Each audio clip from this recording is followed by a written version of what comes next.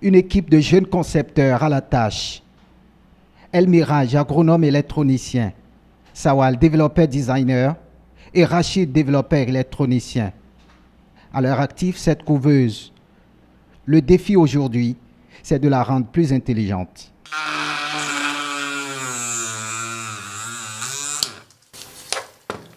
Bon, nous sommes en train de travailler sur le système électronique de notre incubateur et nous sommes partis de ce schéma et pour arriver à ce schéma, on appelle ça un circuit imprimé et c'est à base de ça que nous mettons les composants pour avoir ceci. C'est le système central de notre incubateur. Au début, nous le faisons de façon archaïque, comme vous le voyez.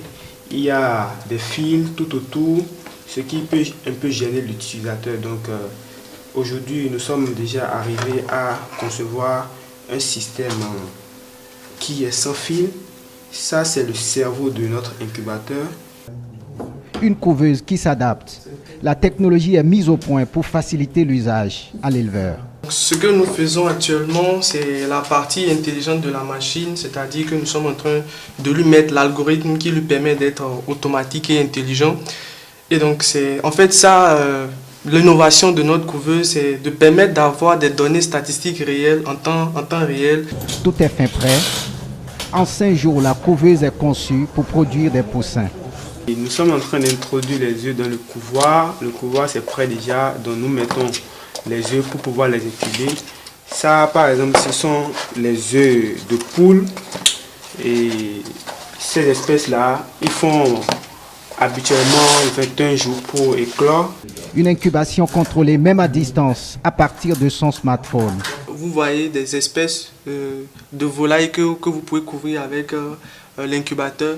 Là, par exemple, vous avez le faisan, l'autruche. Par exemple, si vous avez mis des œufs d'autruche dans l'incubateur, il suffit seulement de venir dans l'onglet commande, vous cliquez seulement sur autruche.